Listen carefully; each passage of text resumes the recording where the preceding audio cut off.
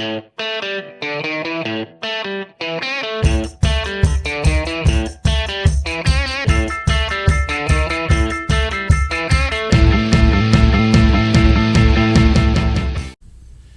I'm Mark Clem, your host for Meet the Members of the National Ski Patrol. And as always, we're presented by Snow Pro Tees, and the production work is helped out with Matt G Digital Consulting. We're here in the Banana Belt. Hey, a couple months ago, we were up north in Maine talking to a bunch of certified patrollers or wannabe certified patrollers. Great weekend, 100 folks up there on a lake in Maine. A couple months later, we're down here in the Banana Belt at Ski Liberty in central Pennsylvania, and we're talking to some folks who not yet certified, but they want to be patrollers. They're going through the candidate patrol process, and we're here with Whitetail Ski Patrol candidate Matt Koss. Matt, unbelievable day out here. I'm sure there's a whole bunch of fun stuff you may want to be doing, but you're putting the time in here on Saturday afternoon, actually all day Saturday, to hone your skills and learn to become a member of the National Ski Patrol. How'd that happen? Well, I mean, I grew up skiing and snowboarding my life. I, lived in Alaska, so that was what we did, and it was a lot of fun. But you'd see injuries every now and then. I've seen a lot of injuries over the years, and when we were on hills, Ski Patrol was there to stabilize and take people off and get them the care they needed. So, through my whole life, I had always wanted to be a ski patroller, and I went into the medical field. I'm an orthopedic surgery PA. So I got the, hospital side of it, but, I always wondered what went on out here and how people managed injuries out here. So, I was fortunate that in my job I knew a couple of patrollers that I'd hang out with, and, they prompted me to, look into becoming a ski patroller. And from there, I didn't really realize how much of a time commitment it was in the beginning and how much training was involved. But, I'm loving all the learning that we're doing, and, the patrollers and the instructors are excellent. It's a lot of data to process, but it's been good so far. I'm having fun out here. Well, that's great, because that's kind of what it's all about. If you're not having fun, then we got to change things. Something's got to happen. But first things first, how does a guy come from the mountains in Alaska, like Alyeska and land of the all-year winter, how do you get to Pennsylvania? Didn't you stay up there and ski? No, I went to New York for a couple years, and after being there 8 years, it's always a trip around there. And I moved down here because of family, and I looked up the local mountain, and we've got these nice hills here, but they still have some pretty cool features on them and everything. So I just enjoy being on the snow, but I do miss Alaska a lot sometimes. Now, like we talked before, we get ski patrollers from all walks of life, and you come from the medical field. So talk about your medical background. You're coming out of the nice warm environment in the hospital setting to out here. So you're seeing what happens when we prepackage these folks. When you get them to the hospital, you're seeing how that started. How is that mesh, and how have your experiences helped you in the training and the education you're getting here with the outdoor emergency care class? Well, again, we see them in the hospital side after, they've been transported here. And, I've always, the EMTs come in with the patients splinted, and it was always interesting to me how they got them here and what they had to do to get them into the hospital. So, I've had, as a PA, I've had one of the highest levels of training, maybe except of an ND, in treating the patients in the hospital. But, and so you'd think that a lot of that training would mirror what happens out here. And there's a lot of extra data and a lot of stuff that they don't teach you in the medical training that you have with that. So, it's a lot of information still to get down, and a lot of interesting things that I never knew before. So, well, we're glad you got out of the hospital side. I hope you go back and stay in the hospital, because we need you on that side too. But now you're going to help everyone get there and take care of them. Hey, folks, whatever career you're in, if you're in the hospital, if you're in the IT or construction or just the fun time like me in sports marketing, hey, you too can be a member of the National Ski Patrol, and you can have fun this winter and wear a red jacket. All you got to do is contact your local ski patrol director.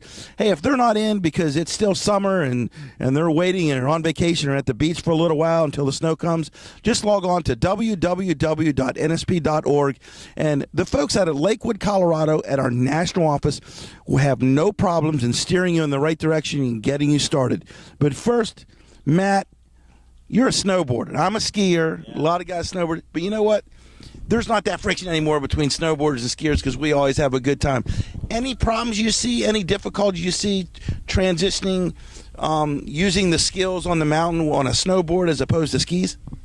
Well, I definitely can think of a few. We haven't learned how to use the sled yet, and but I know several snowboarders who are senior level patrollers, and they seem to do fine with it.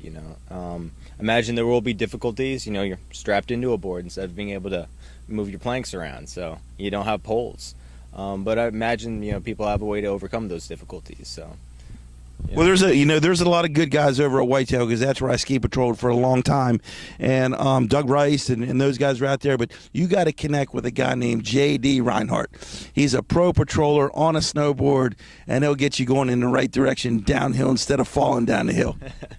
Well, it's I believe I have met J.D. once or twice, and I do see them out there, and they don't seem to have much struggles with it. So I know there is a way. I don't know how yet, but I'm anticipating learning and looking forward to learning how to do those things. Trust me, you'll have no problem. You can make it through the OEC class and all that, putting in the work here. Once the snow happens, you'll have no problem, because that's when the real fun starts. Hey, man, talk to me right now. What just about some of what do you want to get out of this year?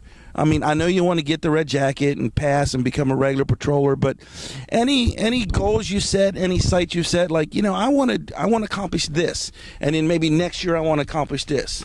Any sights on those goals? I do know that there are many tiers to being a ski patroller.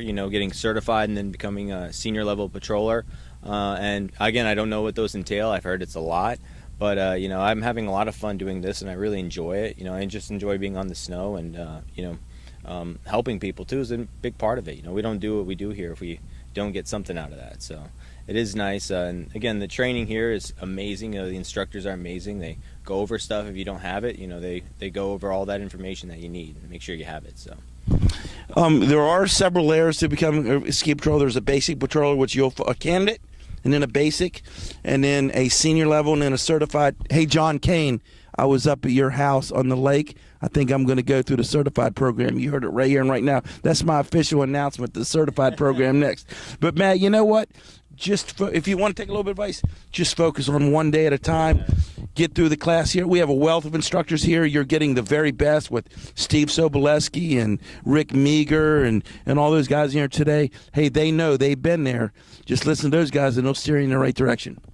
Yeah, and again, like, with the people who train you here, it's a lot of information. It's definitely a big time commitment. It's something that you can't really take lightly, and miss practice here and there, or not read the data, not get not open that book often.